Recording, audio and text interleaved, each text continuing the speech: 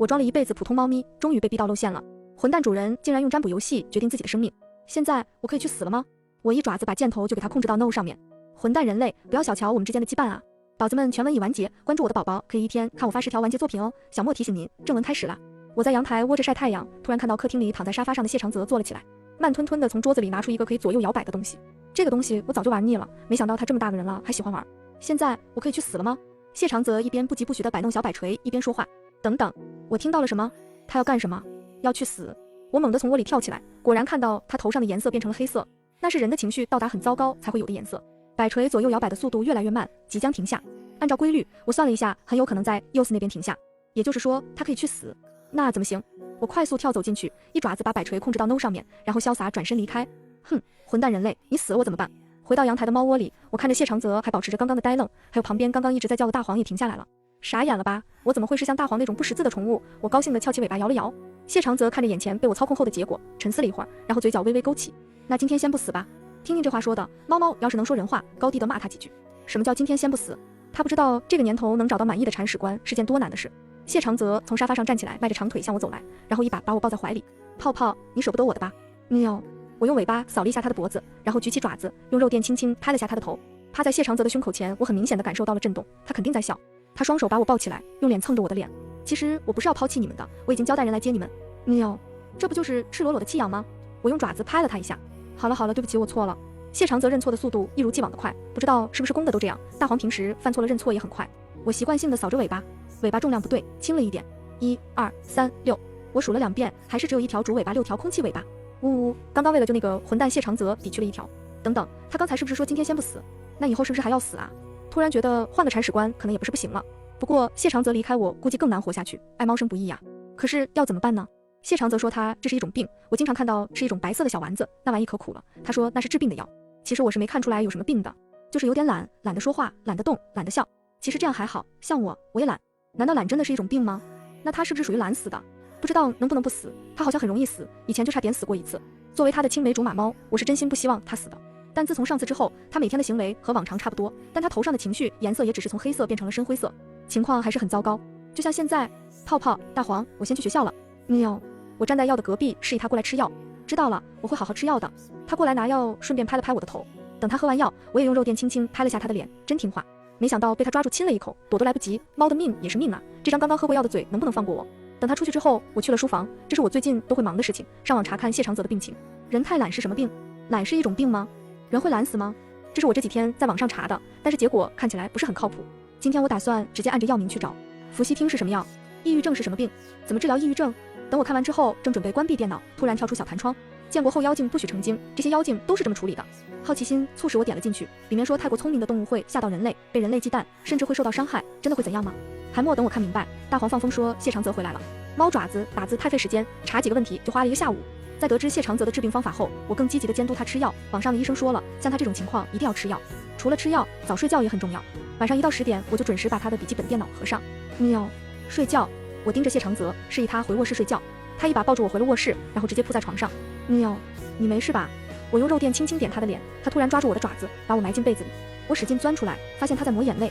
喵，我没事，他自己掉下来的，好可怜。我走过去，用尾巴帮他擦拭掉。我的泡泡好好呀。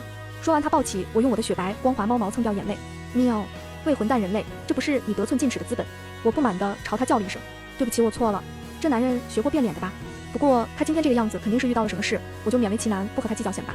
自从他长大后就不像小时候那样子，在外面有什么事或者有什么情绪都会和我说，所以我现在只能半夜趁他睡着之后悄悄拿他手机看。呜呜，真变成夜猫子了。还好不会像人类那样熬夜就会长黑眼圈，不然要变丑了。半夜3点，我悄悄从谢长泽的手臂下挪了出来，走到了另一边放手机的床头柜，轻跃跳上柜子。还没等我打开手机，手机突然就震动2声。惊吓后我条件反射往后一跳，刚好跳到了床上躺着的人身上，没想到这是谢长泽刚好长手一捞，救命，又被压到被子里去了。夜晚一下子漫长起来，猫猫叹气。等我再次到了柜子前，打开手机之后，终于看到了刚刚发来的那条消息：10086，尊敬的客户，欢迎。我有以下6点要说。谢长泽的手机很简单，只有一些必要的 app。我不费力气就从最近通话记录里面找到了一个号码，备注妈。这个女人找怎么打电话来了？印象中他们已经很久没有联系了。我明显感觉这段时间的谢长泽好了很多，会自己主动吃药，早睡早起，锻炼身体。尽管整个人还是弄不着调，懒洋洋的，但这几天又开始摆烂了，甚至还在教育我：泡泡，你不要这么努力监督我，不值得的。生也好，死也好，我都看得很明白。活着也就那样，没什么意思啊。不过你放心，我肯定会安排好你和大黄的。听到这话，我一爪子就拍过去，什么玩意，真是油盐不进，真是起毛。我生气跑开了，但这次他没有像往常那样跟过来道歉。下午他带着大黄出门，晚上回来却只有他一个人。喵，大黄呢？我踩在大黄的笼子上面问谢长泽。我已经把大黄送去一个爱狗人士家了，实在抱歉，我后面可能没有精力和你们生活了。他的声音有些沉闷。泡泡，你很聪明，和大黄不一样，大黄需要主人看管，你更喜欢自由，所以我会听你的意见的。说完这句话，他就直接回房间。看着关上的房门，这回他多半是不想马上听到我的回答才躲回房间，估计都伤心坏了。我和大黄都不是他买来的宠物，我和他从小就认识，大黄是他高中时喂养过的一条流浪狗，后来也加入这个家。谢长泽带他回来那天，他浑身都是伤，养好伤之后就不肯走了。这么多年来，他对大黄来说是一个不错的主人，对我来说也是一个不错的朋友。大黄比较闹腾，每天都需要出去放风，对于他这个病人来说确实不适合继续养，但大黄的离开能明显看出他也是很难受的。至于他刚刚说的让我考虑，我觉得可以不用考虑的，他肯定是舍不得我的。以前我在他面前是只普通又可爱的小猫咪，可前段时间为了给他养病，暴露了我与众不同的聪明，他必然舍得我这个贴心又省心的好朋友。到了晚上，谢长泽终于从房间里出来了。考虑好了吗？他盯着我问道。喵，我是认真的，泡泡，大黄和你，我接下来都没有精力了。他叹了口气，又继续说，很抱歉，辜负你的信任了。我瞪圆眼睛看着他，从他的眼神里，我知道了他此刻的认真。既然这样，那我离开好了。我离开了，但也没完全离开，每天就蹲在谢长泽家隔壁的歪脖子树看着他。阳台没有关，他每天都会记得给我放猫粮到碗里，这也算是我们这么多年的默契吧。但没多久他便开始不出门，连药也不吃了，状态越来越差。期间他妈还上门找过一次他，没有发生什么激烈的争吵。那个女人离开时却是满脸笑意，这让我很摸不着头脑。我开始跟着那个女人，然后发现她拿走了谢长泽的银行卡。那张卡我知道，谢长泽把全部钱放进里面，每个月看病买药买粮都从里面取。女人看着卡满脸笑意，半点没理会谢长泽的不正常。夜黑风高，我灵活地爬到标记的地点，标起了那张银行卡。等我再次回去找谢长泽的时候，发现这货竟然在写遗书。亲爱的喵喵，非常感谢你的陪伴。提起笔的那一刻，脑海里想到的只有你，很高兴认识你呀。转眼我们就认识这么多年了，太煽情了，有点受不了这家伙。我丢下银行卡，扑上他的肩膀，没想到他就这么倒了下去。我抬眼看过去，妈呀，鬼呀！眼前印堂有些发黑，眼窝凹陷，眼底一片乌青，皮肤蜡黄的人居然是谢长泽。我以前那么大一个帅哥朋友不见了。泡泡，我开始出现幻觉了呀。丑朋友有气无力地说道。我闭了闭眼，忍忍吧，以后一定交一个不会变丑的朋友。喵，算了，他也听不懂。我走到手机旁边，熟练地用爪子解锁，打开手机打字。你好丑。打完字我把镜子拿给他，然后背过身。谢长泽照完镜子长长叹了口气，不好意思，有点丑到你了。泡泡，这张卡你怎么？我转身就要想这个大傻春，结果一团黑影从头顶压下。很好，谢长泽这个大傻春把自己折腾晕了，还砸到我，真是气死猫了。喵喵，模糊间我听到身下传来猫叫声，晕乎乎看向身下，瞬间给我吓炸毛了。这不是本猫猫的身体吗？此时猫眼里也是充满震惊的神色，还没想明白怎么回事，一阵眩晕感袭来，我又晕过去了。等再醒来时，一个白团在眼前跳上跳下，看到我醒来就喵喵叫起来，快把葡萄糖水喝下去。很明显我听懂了他的意思，我虚弱抬起手把面前的水一饮而尽，过了好一会儿才缓过来，然后幽怨地看着在猫体里的谢长泽。显然谢长泽把自己坐晕过去，顺便把我砸晕后，我们两个互换身体了。大傻春，你干了什么？气得我用力撸了一把猫头。谢长泽一脸无辜，表示他也不知道发生了什么。我一把把他拧起来，左看右看前看后看，也没看出个所以然来。咕咕，肚子传来一阵声音。我有些无语看着谢长泽，都不知道这货到底饿了几天。谢长泽心虚地转开头，不敢和我对视。搜刮了整个屋子，除了猫粮，其他食物是一点也没见着。我笑了，被气的看着羞愧地把猫头埋进沙发里的谢长泽，我心生一计，直接躺在他旁边摆烂道：哎，看来今天本猫猫要饿死在这喽。谢长泽悄悄抬起头，不会的泡泡，我已经给你点外卖了，很快就会到。我不理他，继续摆烂发言，我觉得你说的对，活着也就那样，没啥意思。外卖你点了就点了吧，反正我是一口都不会吃的。我悄悄咽了下口水，不知道谢长泽给我点了什么样的外卖，会不会有小鱼干呢？反正你本来也是准备结束生命的，想必你也不会在意这个身体的死活的。谢长泽刚抬起的头又被我一句话压了下去。泡泡这么想是不对的，可你不也这么想吗？我恍然大悟，原来你也知道这是不对的呀。谢长泽沉默了，手机响了，是外卖送到了，我让外卖员放在门口。看我挂完电话一动不动躺着，谢长泽动了，他不太熟练，驱动着四肢，踩着乱七八糟的步伐去门口拿外卖。谢长泽把外卖拖拽到我面前，喵，你快吃吧，辛苦你了，但我不吃哦。我阴阳怪气和他道谢着，趁他不注意瞄了眼外卖单，差评，竟然没有小鱼干。谢长泽哄着道：泡泡乖，先吃饭。尽管肚子在打鼓，我还是婉拒他，不吃哦。5分钟后，谢长泽已经把外卖打开放在桌面上，香气飘进我的鼻子里，好香。哎，也不知道饿死是什么感觉，马上就要体会到了呢。我感慨。10分钟后，外卖有些放凉了，谢长泽在一旁干着急，我依旧不为所动。也不知道谢长泽这大傻春把自己饿了几天，身上的无力感越来越明显，但我不能错过这个机会。我把谢长泽抱进怀里，和他交代后事，好像快不行了呢。你别难过，我不会怪你的。其实是生是死我是无所谓的。内心 OS： 猫猫我最珍惜生命了喂。我走了之后，你可以替我去看一眼大黄吗？不知道他过得好不好。街头的小黎你知道吧？经常给我吃小鱼干，你也帮我去道个谢吧。我学着电视剧里的离别桥段，把谢长泽说的2个猫眼眶里蓄满泪水。再见了，谢长泽。说完，我把呼吸放慢，紧闭双眼，两手无力垂下。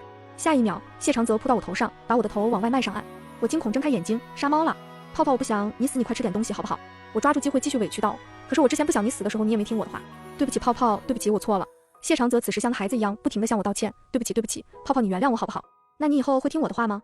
我大有一副谢长泽不听话就立马嘎的表情。会的，你保证？我保证。得到想要的结果，我们都不约而同松了口气。我拿起外卖，开始大口大口炫起来，虽然有点凉，好在味道还可以，比小鱼干差那么一点点。干完饭，我才看到一旁惊呆的谢长泽，糟糕，好像有点不妙啊！我立马躺下，闭着眼睛假装不舒服。接下来他在家里到处找药，还跑去厨房烧水。看着他忙碌的身影，我忍不住感慨，好久没见过这么鲜活的谢长泽了。这样想想，把祸患身体也不错呢。等我把他的身体给他养好了，再把他的心病养好，再把身体换回来也不错呀。这个想法让我心里一直美滋滋的，直到去洗澡。谢长泽，我怒气冲冲跑到客厅找谢长泽算账。谁知道刚刚照镜子的时候有多吓猫，脸色蜡黄的，印堂发黑，一副半死不活的丑样子就算了，腹肌那是一点也没有了，只剩下白斩鸡身材的细狗。我羡慕地看着谢长泽用着我毛色雪白通透、毛发顺滑、肌肉纹理清晰可见的猫体，他心虚地挪着步伐到窗边，然后刷把窗帘拉上，裸奔不好。我点点头，跑回浴室，确实有点辣眼睛。等洗完澡出来，谢长泽正郁闷地趴在床上，我过去把他抱起来，他直接把头转过去不理我。你不开心了？没有。好吧，就是个傲娇。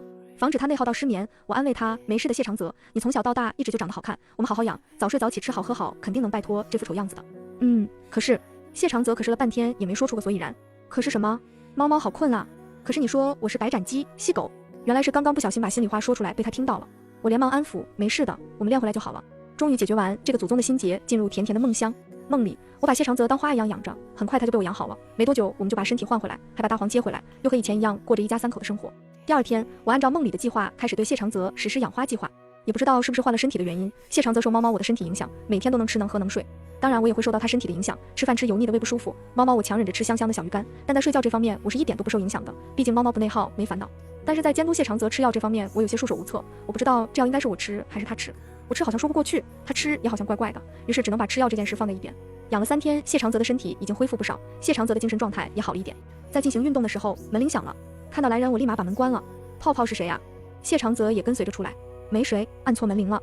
接着又是一阵门铃声，我直接把谢长泽抱走。外面传来喊骂声，谢长泽你什么意思？我可是你亲妈，你竟然还敢给我甩脸子，立马给我开门，你个不孝子，没良心。你别躲在里面不出声，辛辛苦苦生下你，你却不想给我们养老，还有没有天理呀？没错，来的就是谢长泽他妈。继上次银行卡被我拿回来后，现在跑上门开始骂谢长泽。他在门口越骂越起劲，我随手拨了物业的电话，便打开门和他发疯，生了又把我遗弃的亲妈吗？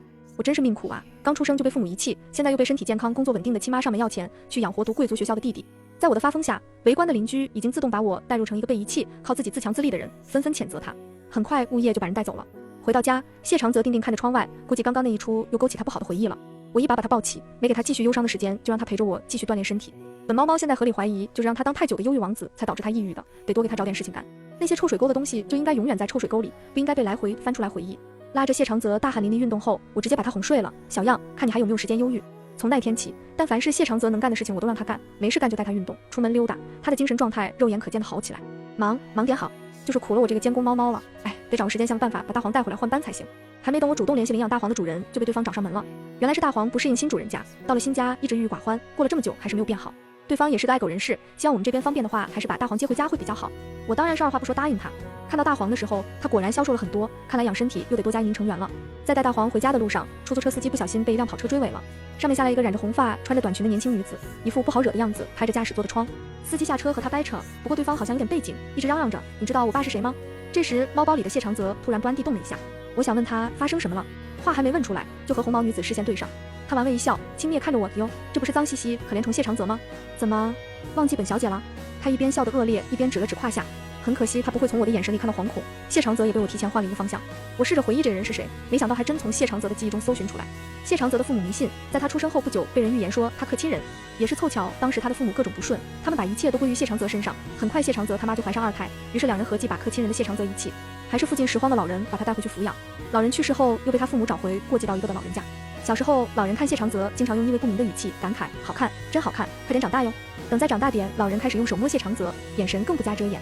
那时候的谢长泽最喜欢的就是上学，在学校他可以逃离这一切。可自从帮助班上的一个同学逃离红毛女的霸凌，谢长泽在学校的生活就不再平静。红毛女叫安静，是个富二代，每天放学都会带人堵回家的谢长泽。刚开始只是对他进行言语上的侮辱，后来发现了别的恶趣味，他们岔开腿让谢长泽钻来钻去，敢反抗就被人打。那也是我遇到他的1年，当时的他被人打得鼻青脸肿，却把掉进下水道里快奄奄一息的我救了起来。那时候的我还只是一只普通的猫咪，刚出生被遗弃，觅食时也会对同类驱赶，在快死的时候虚弱的叫了几声，竟吸引来谢长泽的注意。他浑身上下没比掉进沟里的我干净多少，他从书包里掏出干净的校服外套，把我包裹起来，一瘸一拐把我带回去。随着长大，我渐渐发现自己的不一样，我能看到人类的情绪，也激发了9条命的能力。也是这个能力，让我在谢长泽第一次想不开的时候救下他一命。那天谢长泽刚从安晴那伙人的手下逃离，回到家就听到了老人的计划。老人打算今晚迷晕谢长泽，开始他的计划。谢长泽得知后坚决不吃不喝，老人也不掩藏，直接对他上下其手。谢长泽在逃离的过程中误进一个摆满刑具的房间，这时他才知道这个老人比他想象的恐怖10000倍。他感觉自己怎么都逃脱不掉，跑上了顶楼，老人也追了上楼，在快被抓住时他跳了下去。我连忙在他头着地时把他救下，下一秒老人也头着地摔了下来，没人知道他是怎么摔的，或许是被绊倒的，或许是报应。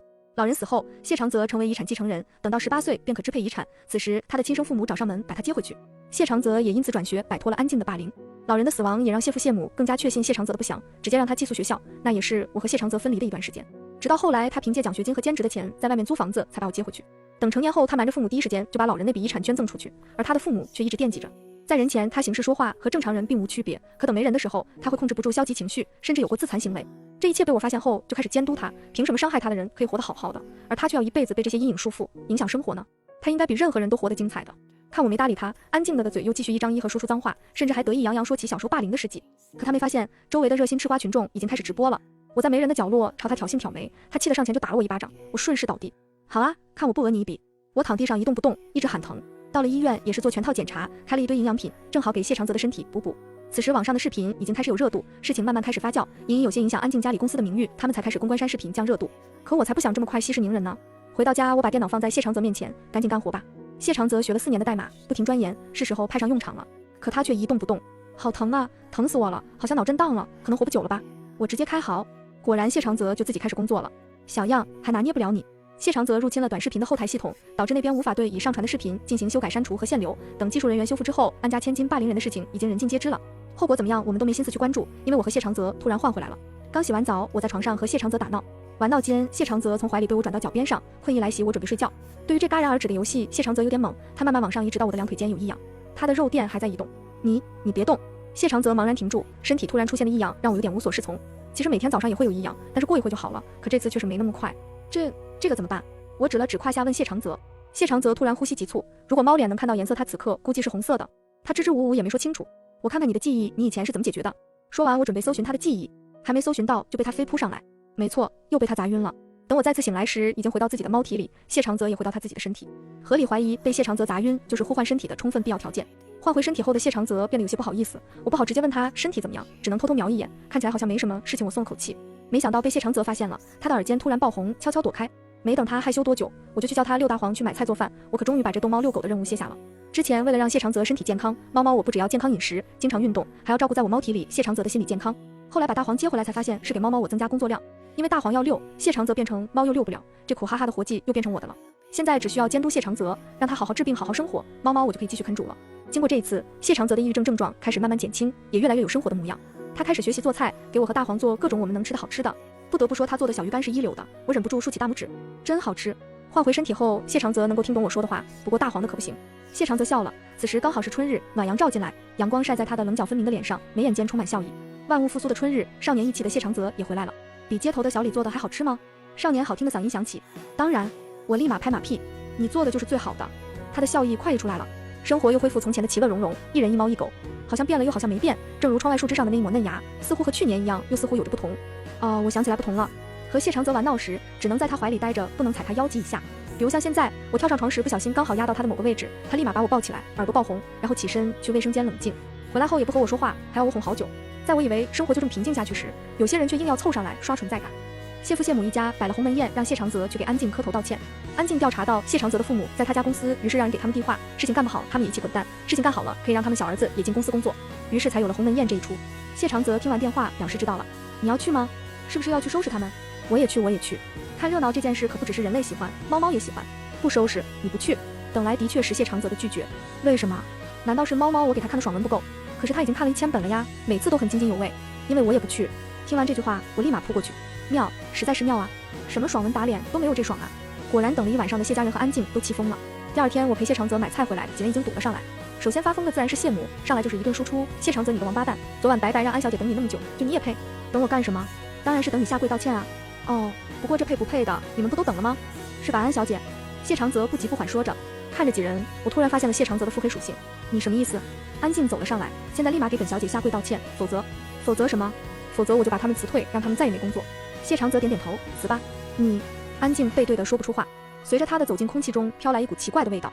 谢长泽摆摆手，露出点嫌弃，这附近有垃圾站吗？怎么这么臭？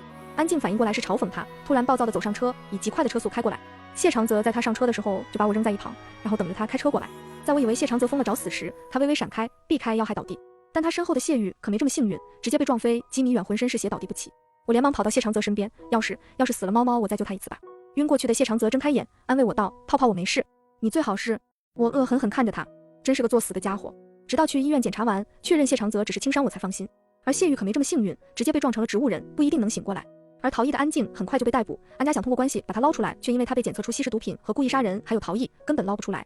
当电视在播报安静的判刑新闻时，谢长泽眼神里没有一丝惊讶，仿佛他早就预料到这一切。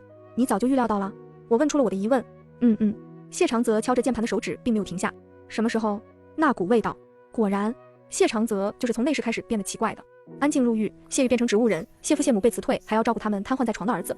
而安家自然不想放过与这件事相关的谢长泽，可正在走下坡路的安家，再加上内斗，又哪里能伸那么长的手去对付一个科技界冉冉升起的新星呢？谢长泽该睡觉了。晚上11点，我趴在他的电脑上催促他。距离那件事已经过去1年多了，谢长泽也从学生转变成打工人。1年前去医院检查过，他的各项指标已经正常回来，但是人却还是一如既往让猫担心。真是离开猫猫我可怎么办啊？好，谢长泽在回答我这方面一如既往的快速。我正想着等会通宵看什么剧好，结果就被谢长泽长手一捞塞进被窝。我就知道，拜他所赐，猫猫我的生物钟已和人类无异。泡泡有你真好。在快睡着时，听到谢长泽在我耳边嘀咕：谢长泽，是你值得。就这么又陪伴了谢长泽2年。这2年总感觉他好像缺点什么，直到我窝在阳台晒太阳时，看到对面阳台的一对情侣在卿卿我打打闹闹，才知道谢长泽好像缺个伴侣。人生是一个体验的过程，或许谢长泽也应该体验一下。我开始观察谢长泽在外面有没有猫，而不是有没有伴侣。事实上伴侣没发现，猫毛倒是看见一根。这是狗能忍猫不能忍。谢长泽，你是不是摸外面的猫了？我告诉你，男人不自爱就像烂白菜，真是气死猫了。他但凡是外面有伴侣，我都高低夸他2句，但是有猫是算怎么回事？泡泡，我错了。谢长泽秒道歉，喝男人也就道歉的速度快。在他做了美味的小鱼干后，我便原谅他了。谢长泽，你有伴侣吗？我吃着小鱼干问他。没有。那你怎么不找呢？别人都不喜欢我。谢长泽语气有些落寞。但是你长得挺好看的呀，你真的觉得好看吗？他一脸期待问我，我点点头。可能我只是长得符合你的审美吧。